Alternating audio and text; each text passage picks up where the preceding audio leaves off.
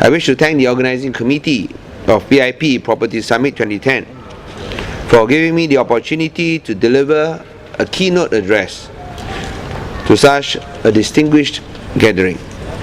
I understand that the PIP Property Summit will showcase some of the most exciting and value for money properties in the region, and concurrently the summit's 3-day trade forum will provide critical awareness of both local and regional trends in the property market and constitute a tremendous networking platform for exhibitors, industry practitioners, and also the media. Just now, my dear friend Dato' Syed Muhammad Aidid mentioned that I'm the new kid on the block, no more. But I would like to say that I'm still the new kid on the block, because I've been in power for less than 3 years compared to the previous 51 years. So I am still the new kid on the block. And as the new kid on the block, we would require your inputs and of course your experience, and we want everyone from Penang and also from outside Penang who love the idea of Penang as an international city to come forward. Dato' Syed Aidid said that we are at the most exciting part of Penang. I beg to differ. I would think that Penang is now the most exciting part of Malaysia.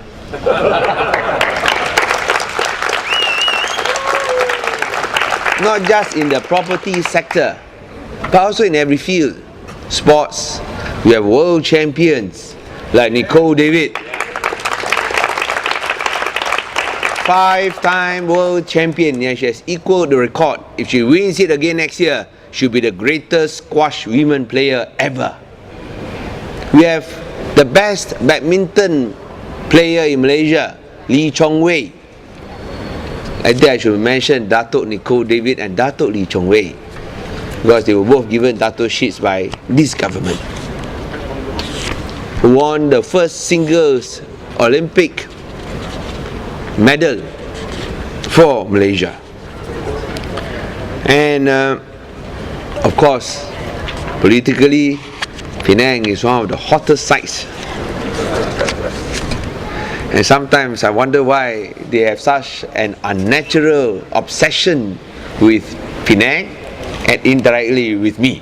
But I think that is part of the challenge of transforming Penang to be an international city. No, we have a vision. Our vision is to transform Penang to be an international city that is a location of choice for investors, a destination of choice for tourists, and a habitat of choice for those who desire sustainable living. Actually, we have no choice. Even though we want to be the location of choice, a destination of choice, a habitat of choice, we are aspiring for that because we have no choice. What does Penang has? We have no natural resources. We have no oil, we have no gas, we have no natural resources. But despite these limitations, despite the lack or the scarcity of natural endowments, I think we have one key asset that will enable us or will propel us forward in this new century. And that key asset is our human talent and our human capital. If we are able to harness our human capital, the best and the brightest, I am certain, I have every confidence that Penang will be able to achieve our target of becoming a world-class international city. To be an international city, you must have international standards. We must adopt international best practices. That's why when we talk about Penang becoming a green state, Penang becoming a Wi-Fi state, people are still not quite used to it. But I think this is one of the key characteristics of becoming a vibrant Penang. Now, I'm not going to give you an extensive blueprint, because to do that will take probably a longer session. But I'll probably like to give you a brief structure on what we see Penang has, what it takes for Penang to achieve that goal, basically the way forward. Now, we see Penang was seen by the British 200 years ago, a natural logistics hub, right in the middle, strategically, of all the major trading nations, and of course, able to trade, able to share its expertise, and of course, take advantage of its geographical location. I mentioned just now human talent. Human talent where I think, and I believe, I'm sure you agree with me, that the best and brightest people in Malaysia are actually from Penang. Clap lah.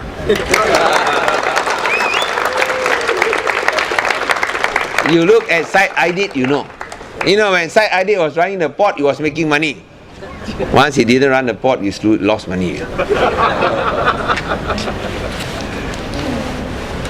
Now, that is one aspect.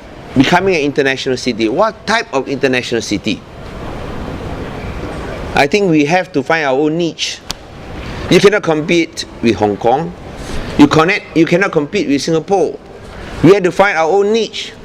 And the niche that we want, or we see Penang, is one that is sustainable, one that is green, one that is safe for our children, and one that is not too big but not too small either. One that, whether expatriates or whether the young, can have a relaxing lifestyle.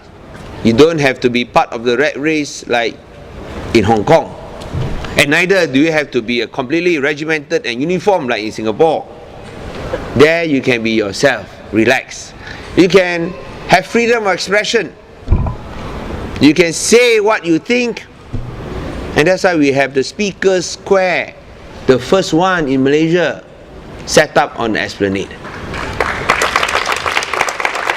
And we hope that this will be a precursor.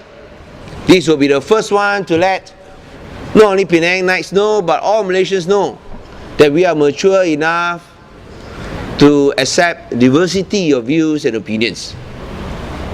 And we hope, of course, that we can practice, or we can enjoy the basic human rights of not only freedom of speech, but also freedom after speech. That one is very hard. There's freedom of speech, definitely, but there's no freedom after speech.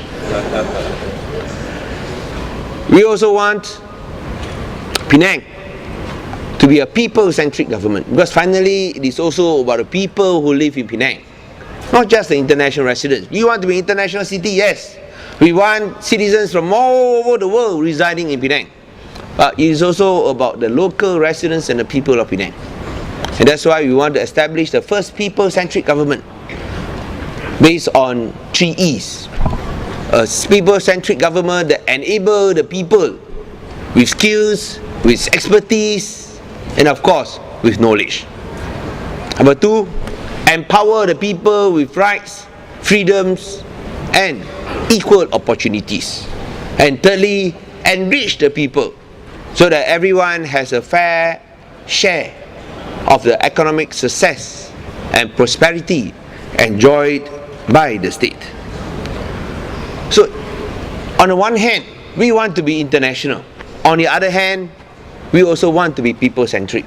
Now, we must strike a balance. Now, to strike a balance, I think it is very important we get our basics right. Now, what is our basics? Number 1, basic communications and infrastructure must be in place. You cannot avoid traffic congestion, but you can mitigate it. Number 2, it must be safe. There is no substitute for safety and security. We want to make Penang, if possible, the safest place to live in Malaysia. In the first 6 months of the year, the crime index for Penang has gone down by 19% compared to the corresponding period last year. we are not satisfied yet, because we think that to be safe, you must not only be safe, you must also feel safe. So at the moment, even though the crime index has fallen, but what we want to reach for is to make everyone feel safe in Penang. And that's why, even though the police in Penang has worked closely with the state government, we want to equip them with more tools and more resources. We will be putting up more CCTVs. We will probably wire the whole island, so that even though you cannot stop crime, at least you can let the criminals know you cannot escape the long arm of the law, because we know where you escape. Because with the CCTVs, if they rob a bank, for instance, will know which direction they are heading, and then we can cordon off the entire area. So this is what we want to do. As I said, congestion, crime, and of course finally, cleanliness.